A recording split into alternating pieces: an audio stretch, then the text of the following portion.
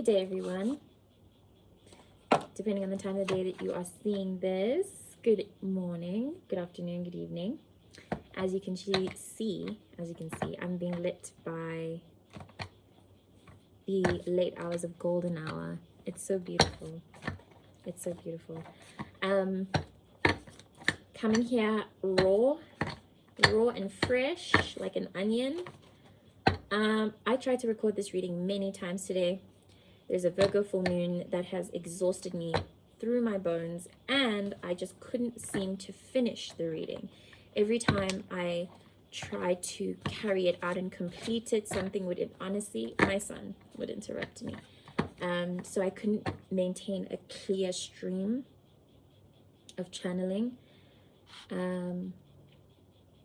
But now I have the time to be able to do that. This will be a very brief reading, but I will build off of the energy that was coming from today in general, which is that things happen in their own time. That's what I've had to learn today. Things happen in their own time. It doesn't hurt to rest. In fact, you should definitely take prompts from the universe to rest. Listen to that very carefully. I think that's the big blaring solution to burnouts. Normally, before you actually burn out, the universe sends you signs to tell you to rest. Plenty of opportunity to actually rest. Then you get physically sick.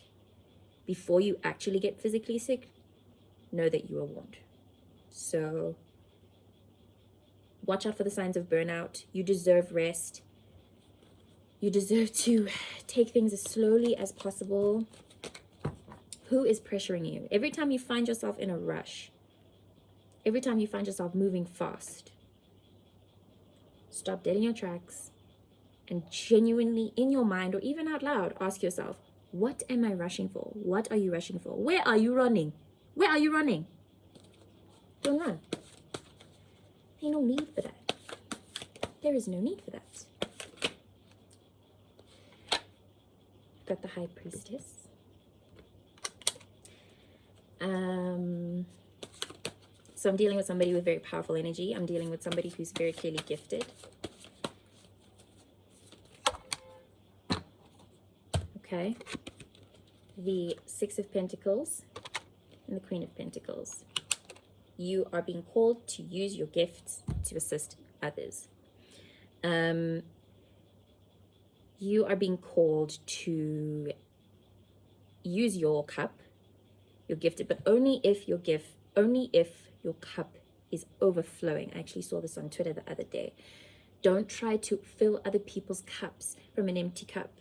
Only share your cup when it's overflowing and when you actually have something to give. And I think that this is a healer's curse, is to not follow this rule. Especially when you have a gift, sometimes you feel like you are obligated to really exert yourself and offering yourself to people. No, don't do that. Don't pressure yourself to help others. Do it when you feel, the word nourishment keeps coming up, but I don't know relative to what. You nourish others. You nourish others. You are being called to give, but I also just felt that it's not like you're new to giving. We're dealing with somebody who is a giver, gifted, tender, Taurus, very Taurusian. I wanted to say the other earth signs, but Taurus, in my personal experience, is the one with the most openness, with the most willingness to nourish others, in my experience. So that's who I might be dealing with now. Bless you. Thank you. Spirit thanks you for your work, for the work that you're doing. You are very important. You're someone very important to your collective and to your people. You are doing the work. You are doing the work. Yeah. I thought this was somebody. I'd started this reading saying you're being called to give. If you feel like if you feel like you haven't given, do so. But this is somebody who is a giver inherently. So that's the opening to this. Thank you for giving. Thank you for your heart. Thank you for more than your heart. Thank you for your duty. Thank you for not completing. Thank you for being interested in your journey. Thank you for being interested in your journey. Thank you for choosing to participate. Thank you for choosing to be a chosen one. Because it is something you have to choose first. Shout out Queen Cup Tarot. She told me that. I'm looking at these cards and also considering the healers, the general curse of, you know, the whole thing of who heals the healer. If you do feel burdened, if you do feel heavy, weighted, tired, take a break from the giving. Take a break from that. Again, like I said, make sure your cup is full first. Then we have the 7 and the 8 of Wands. This is interesting that they come out like this, together like that.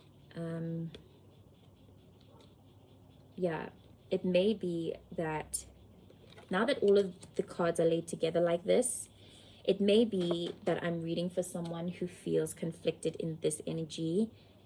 Consider solution being that you seek out spiritual guidance, seek out a healer that you trust, but also, in my personal experience, with healers, with spiritual guidance, with people who handle your spirit, it's always a safer bet to have them be sent to you instead of seeking them out, because there are people who mix those things, who mix their intentions. There are healers who aren't healers and they got it messed up.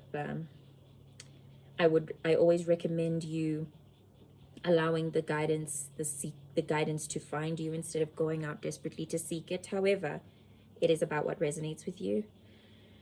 And then we have the 8 of Wands as a follow-up. Try to not make any hasty decisions at if it is that you feel like you're in this position, standing fighting with the world. If you feel like you're if you feel exhausted and like you're on your own, trying to keep up with maintaining your life, trying to keep up with everything in life in general, try not to make any hasty decisions. I may also be speaking to anyone, if anyone is in astrology here, 12th house placements and the burden of feeling this. 12th house placements, I've only recently started reading up on them. Apparently it is that you guys have such huge 12th house placements, have such huge hearts, and the tendency to give and give and give beyond themselves, are also incredibly gifted, but nobody gives back. It's very tough finding somebody. It's very tough for a 12th house placement to find somebody on their level of care, nurture, kindness, etc., etc. They're normally incredibly empathic, and land up with narcissists as a result. There may also be conflict. Look out for conflict. All right, so overall, actually, what I'm getting is the risk of high movement, passion, high. I'm getting Aries, Sag kind of thing, specifically Sag Mercuries, and the way they speak and speak. Sag Mercuries, Aries moons, the way that they are quick to really set the place on fire when they're angry. They're very passionate, very, very, you know. There might be a conflict that arises that starts off with that energy. All right. My baby woke up. So I think that is a call for me to really finish off. I just have that.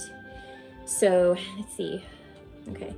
So before lifting the bottom of the card, the bottom of the deck, I'd asked maybe what a solution is to bring everything home, to bring the messaging of all of this, because it feels like we're dealing with different scenarios, but they all kind of have the same common energy going on, which is the call to activate your giving nature, the call to recognize that you are gifted, you are a nourisher, you are a caregiver. There are people who rely on you on a spiritual level, and that reliance, that spiritual reliance pours into their lives materially. So you do play a very important role for people's material wealth. You bless people. You bless people. Maybe a call to bless people in general with finances. If you have, I don't know, if you feel called for it, it's not really a pressure thing, but giving, it'll always come back to you.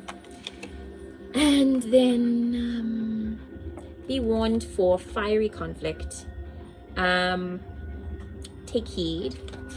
I think this conflict doesn't feel too bad. It just feels like people need to watch what they say. Try not to let your mouth run ahead of your mind. Be considerate with the people that you are in conflict with.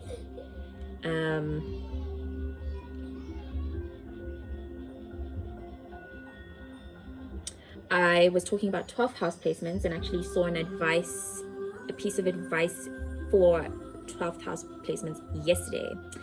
And I guess this is also for anybody who ever feels like they've done too much of this and are burdened by the fact that they don't receive it in return. You are better off being the villain in someone else's story than the victim. Take that how you will. The advice at the bottom of the deck: hermit mode. You're being called into hermit mode, which is normally the case with gifted individuals. Everyone gifted goes through a period of isolation. It's necessary, unfortunately, but on the other side of this is a return to self, a beautiful return to self involving positivity, healing of all kinds, healing all parts of yourself. This, to me personally, because it's a little baby on a horse and baby looks so happy and it's the sun, it's so cute, it particularly talks about inner child healing, which we are all fighting for right now. The entire collective is fighting for the inner child. So this is good. This might be a little bit painful, but you got this. You got this. Yeah. God bless you. God bless you. You play a very important role in society. And Spirit thanks you for it. I thank you for it. Yeah.